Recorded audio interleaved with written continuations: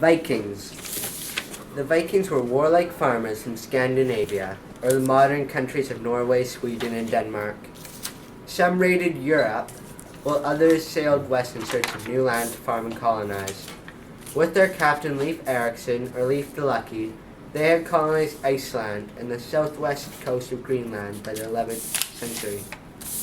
Leif wrote of Vinland, which was thought of as a southern region until they found Viking artifacts in Lonzo Meadows in Newfoundland. Being invading foreigners, the Vikings did not have very good relations with the local First Nation and Inuit bands.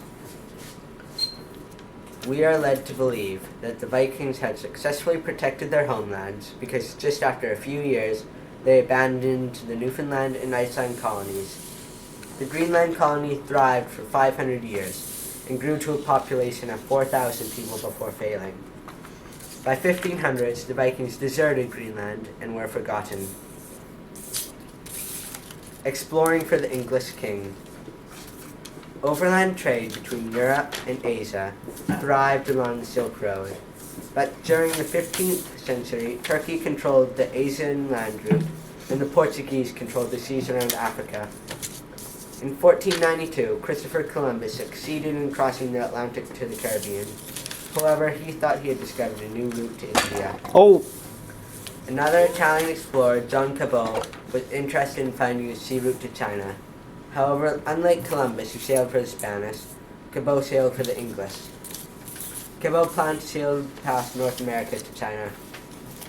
Since Cabot convinced King Henry VII to sponsor him, he received a letter's patent which stated that Cabot could find, discover, and seek whatsoever isles, countries, regions, or provinces of the heathen and infidel, and to subdue, occupy, and possess all such towns, castles, cities, and isles as been found. Cabot sailed in 1497 on his ship the Matthew with 18 crew members. He sailed north to Newfoundland following the Labrador Current and landed and claimed the newfound land. He reported fishing in the Atlantic Canada was literally scooping up fish by the basketful. He was happy because cod was a major European staple. The Northwest Passage. Europeans always have wanted to trade with Asia to get spice, silk, and hopefully gold. But as they sailed west, they bumped into land. This land turned out to be North America, but they didn't know they were continents. Many sailors thought you could go around them. Portuguese Magellan was the first to sail around South America in 1522, but it was too difficult for regular trips because of typhoons. In the 1800s, the British and Americans found a northern route. Unfortunately, there was the same problem Magellan faced with ice.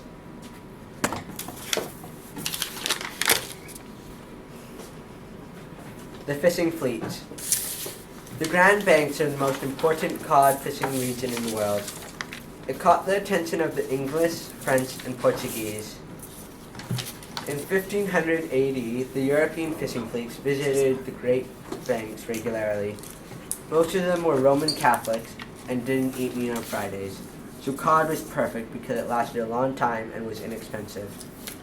Although the fish was good, it was very dangerous to get because the area where they were fishing, the warm water from the Gulf Stream met the cold water from the currents of Labrador, creating a thick fog. Overall, the dangerous risks were worth taking because of the large profits to be made.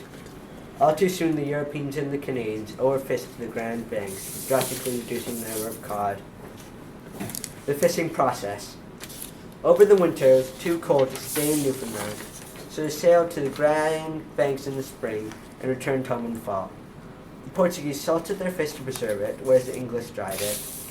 For a while, the relationship between the First Nations and the English was good, and they had an extensive trading network. It didn't last long, though, because some of the First Nations were kidnapped and sold into slavery. The new slaves aroused curiosity with little human compassion. Jacques Cartier explores the St. Lawrence River. In 1524, France joined the search for Asia. The Europeans thought that New Spain, North America, and Newfoundland were two huge islands. The King of France sent Giovanni Verrazzano to sail to the east of New Spain between Florida and Newfoundland to explore. Verrazano soon found out that it was not two huge islands as he thought, but one continent.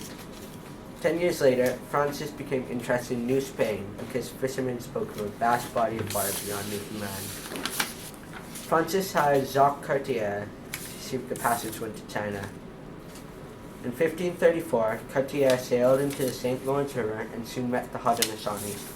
Despite this, he still claimed the land for France. Cartier left promising his return. When he came back, he kidnapped Théogène and Damagaya, the sons of Chief Donnacona. A second voyage. The two Native American boys learned French when they were in France and told Francis of the fabulous land of the Saguenay. Cartier brought them back to Canada a year later in 1535, and the brothers guided Cartier through the St. Lawrence River to arrive at Stadacona near Quebec City.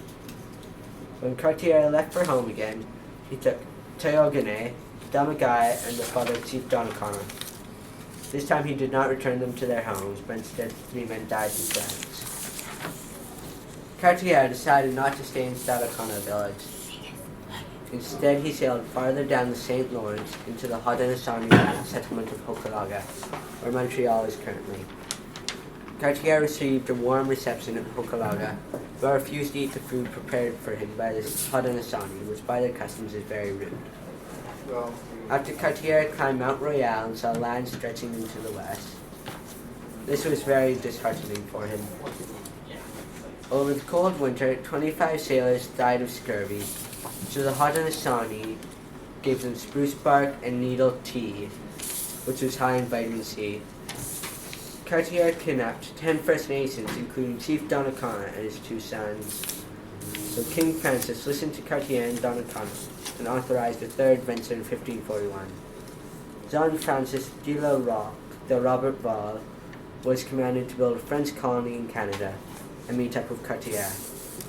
In spring 1542, Cartier loaded a ship full of gold and diamonds and went to meet Roberval in the Gulf of St. Lawrence, but against orders he left Roberval and sailed for France. As a result, 50 of Roberval's men died over the winter. Because the Haudenosaunee had grown highly suspicious of the French peoples, they refused to trade food to Roberval and threatened war. Roberval departed with his meager crew, and Cartier's cargo turned out to be quartz and iron pyrites. They were ruined. The fur trade. First Nation relations gradually improved with the Europeans, and soon they traded thick, fluffy animal furs for various metal implements like pots and nails. Both sides thought they were getting a better deal. The end. That looked good.